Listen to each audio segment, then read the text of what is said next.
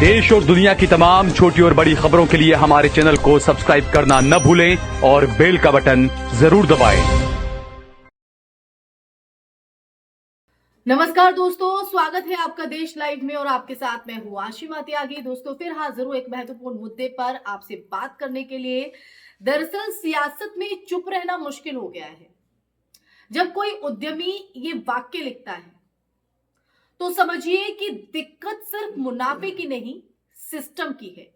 आज भारत में कारोबार करने वाला व्यक्ति टैक्स, लाइसेंस या बाजार से ज्यादा एक अदृश्य डर से जूझ रहा है।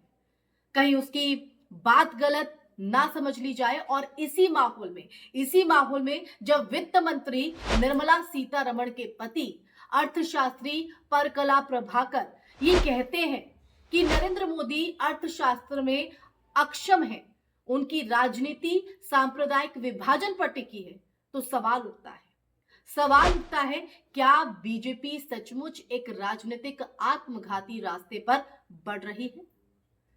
कारोबारी की चुप्पी क्यों टूट रही है? तो आज इन्हीं तमाम सवालों के जवाब ढूंढेंगे इस वीडियो के माध्यम से।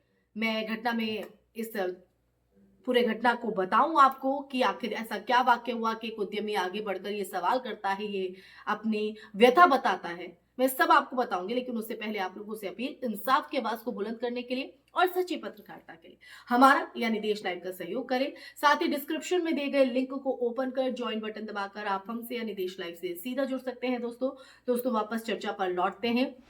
बात उद्यमी वैभव अग्रवाल की हो रही है, जिन्होंने फेसबुक पोस्ट कोई भावनात्मक भड़ास नहीं निकाली उन्होंने उसके जरिए, बल्कि एक कारोबारी अनुभव का दस्तावेज है उनका। ये वो बताते हैं कि कैसे नियम बदलते हैं, नोटिस आते हैं, अफसरशाही का दबाव बढ़ता है और असहमति रखने वालों को सिस्टम के खिलाफ मान लिया जाता है।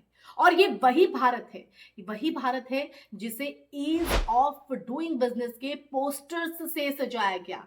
लेकिन जमीनी हकीकत में छोटे और मझोले उद्योग सबसे ज्यादा पिसे हैं, सबसे ज्यादा प्रभावित हुए। बड़े कॉर्पोरेट्स के लिए रास्ते आसान होते गए, जबकि एमएसएमई सेक्टर जो रोजगार की रीढ़ है, अनिश्चितता में धकेला गया। ईज ऑफ डूइंग बिजनेस बनाम ईज ऑफ सर्वाइविंग। सरकारी दावों में रैंकिंग ऊपर गई, मगर सवाल यह है दोस्तों कि किसके लिए?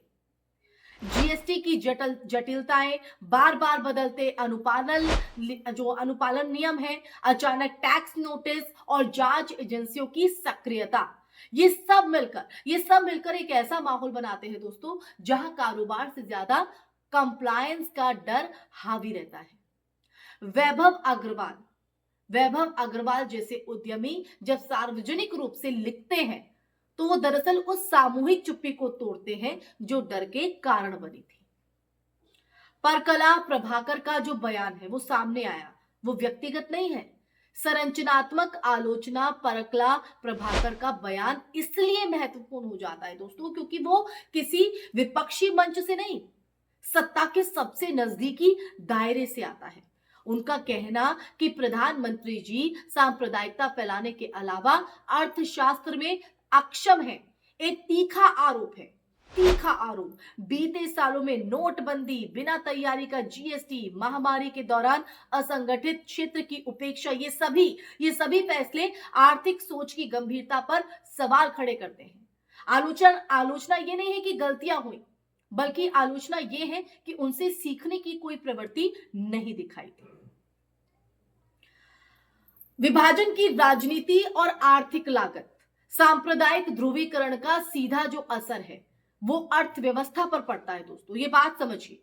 निवेशक स्थिरता चाहते हैं, डामाडोली नहीं, स्थिरता, सामाजिक शांति, नीतिगत स्पष्टता और भरोसेमंद संस्थाएं।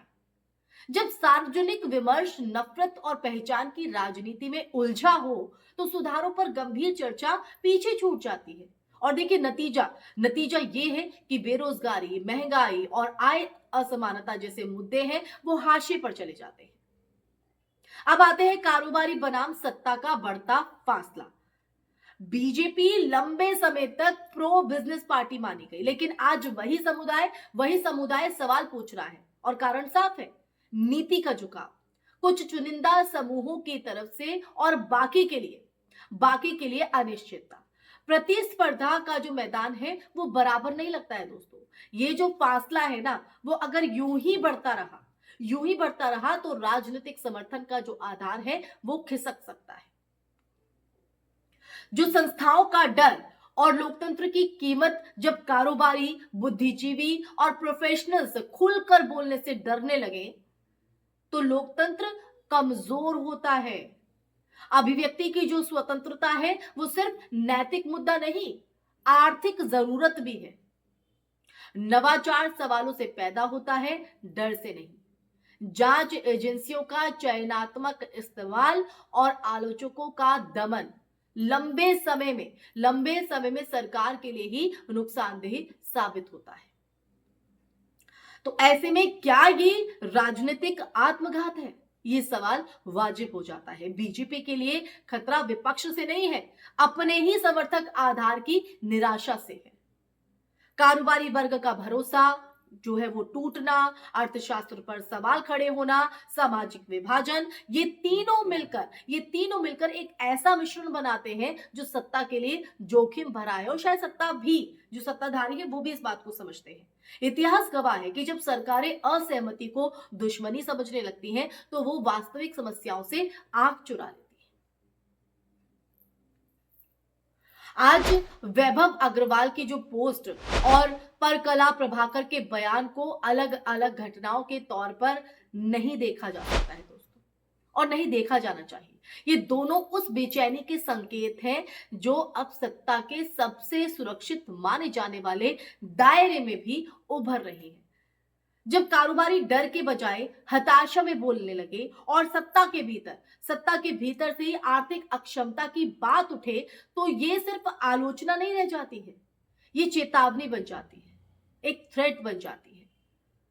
अगर सरकार असहमति को देशद्रोह और सवालों को साजिश मानती रही, अगर आर्थिक नाकामियों को सांप्रदायिक शोर से ढकने की कोशिश चलती रही, तो जो इसका असर है ना, इसका असर सिर्फ चुनावी गणित पर नहीं पड़ेगा, इसका असर भरोसे पर पड़ेगा।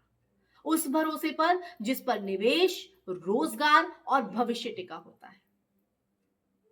तो दोस्तों, राजनीति में सबसे खतरनाक पल वो होता है जब सत्ता ये मानने लगती है या ये समझने लगती है कि उसे जवाबदेह होने की जरूरत नहीं। और इतिहास ये बताता है कि ऐसे ही दौर में तालियां तेज होती हैं लेकिन जमीन अंदर से खिसकने लगती है।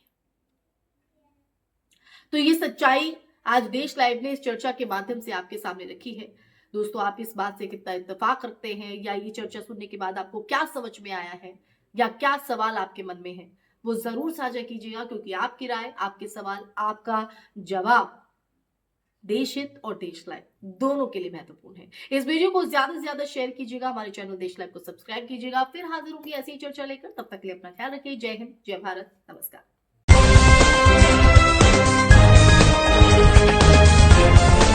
देश और दुनिया की तमाम छोटी और बड़ी खबरों के लिए हमारे चैनल को सब्सक्राइब करना न भूलें और बेल का बटन जरूर दबाएं।